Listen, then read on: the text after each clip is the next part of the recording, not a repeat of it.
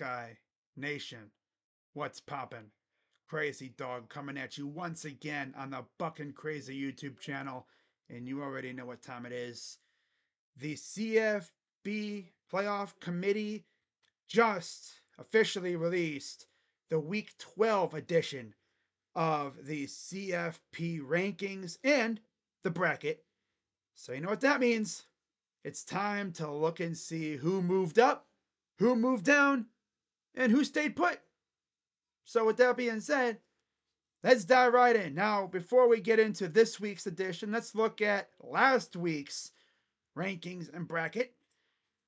You see November 5th, top 25, right? We already went through it last week. There's the ranking. There's the bracket, right? You know, we all saw it. We all had our thoughts. But now it's time to see what they got for this week. Starting with the rankings, and you already see some movement, right? You see some new faces. Tulane, I see you. South Carolina, come to the top 25. And of course, you have teams going up and down. The top 5, there was some movement, right? Miami's all the way down to 5. That's freaking crazy, right? But yeah, top 5. You got Oregon, Ohio State, still 1-2, Texas, Penn State, and Indiana. So yeah, 4 of the top 5 teams are Big Ten. And Ohio State would have played all of them after next week when we play Indiana. Yeah. And people were criticizing our schedule, right? Then at 6, you got BYU. Tennessee's at 7. Notre Dame's at 8. Miami falls to 9. Alabama is now 10. Ole Miss, now number 11. Now here's where things get complicated when it comes to the bracket.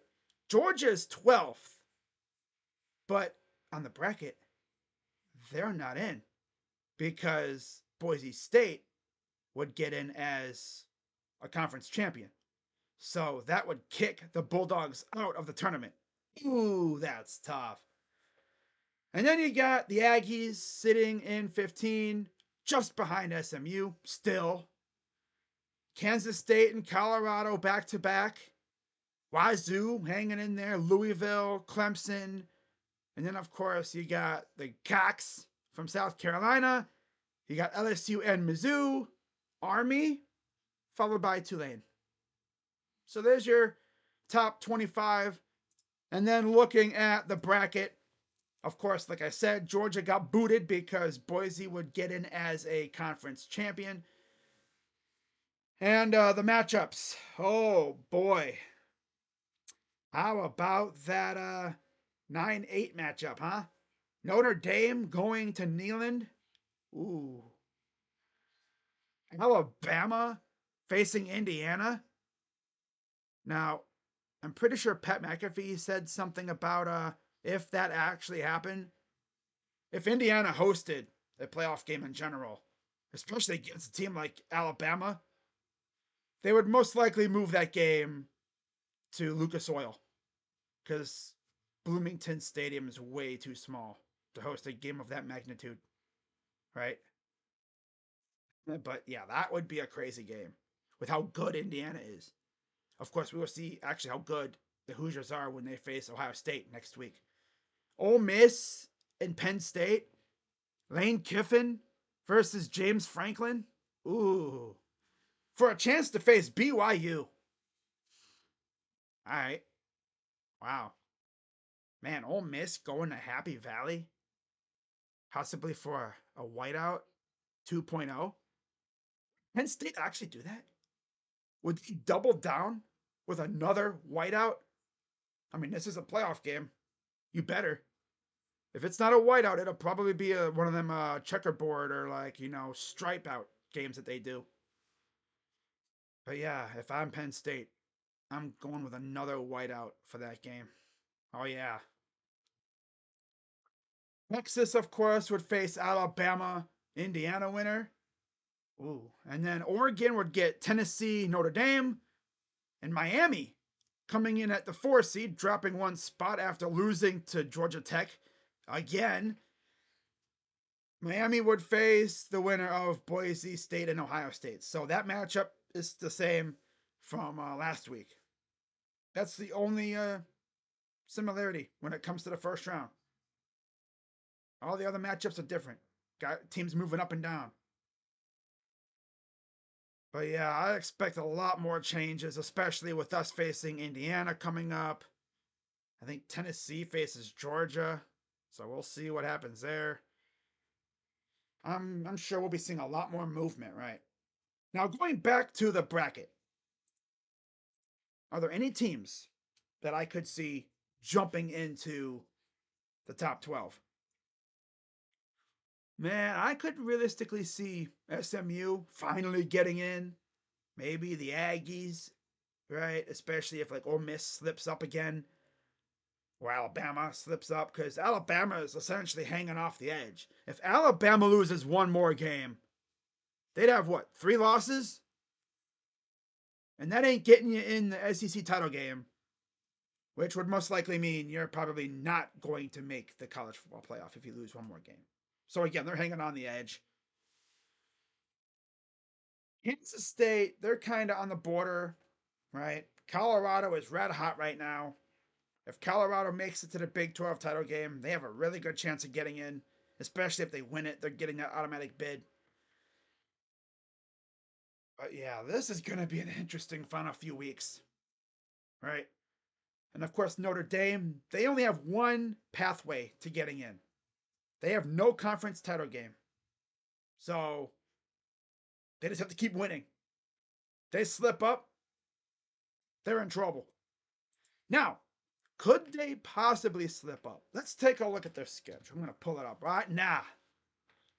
Let's see who they got to play to wrap up their season.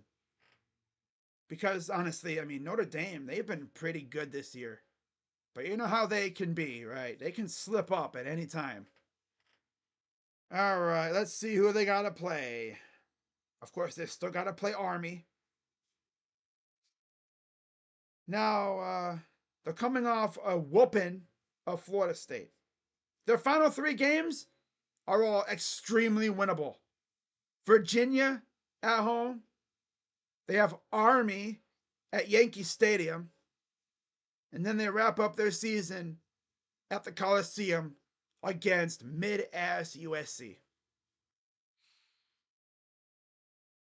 Yeah, they can definitely win out there. Any other teams? Let's have a look at SMU. Let's look at SMU real quick. I'm curious about that. Because, you know, they're right on the edge. Could they possibly get in? Do they play any teams that are, you know, inside the thing right now? Now, their one loss came to BYU. But they still got to play Boston College, Virginia, and Cal. So again, they should win out. They should. But don't be surprised if they slip up against like BC or something.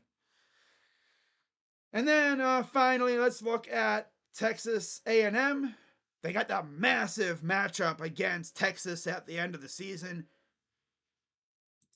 And just like our game against Indiana, that game could determine who makes the SEC title game. Right? Right now, there's a log jam in the SEC standings right now. But their final couple games, Arkansas, Kentucky.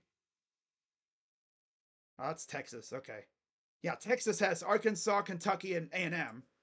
Now, on the flip side, A&M, oh God, they have New Mexico State, Auburn, and Texas. And they have 2 losses. So technically, they kind of are hanging on by a thread. But one of those losses was a conference loss. Yeah. They lost week 1 to Notre Dame. That doesn't really affect their conference standing. But they lose again to they lose to Texas. That'd be tough. That'd be tough. It's gonna be a fun final few weeks, and I'm here for it, right? I'm here for it all the way. Now, what about Colorado? So we can look at Colorado too, real quick, because they're the darlings of the college football world right now.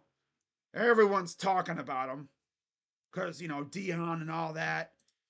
They actually have a chance at a conference championship in Dion's second season at Colorado, and they actually have a legit chance to win out too. Mainly because they avoided BYU. They have Utah this week, Kansas, and then OK State.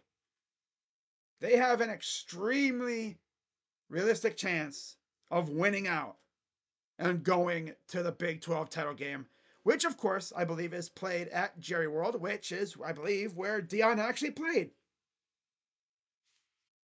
That would be something, right? That would be cool for him. But, I kind of want to see it. I want to see them versus BYU. That would be a fun matchup. And, of course, I'd probably wind up streaming it too. If the game is early in the day, which it usually is.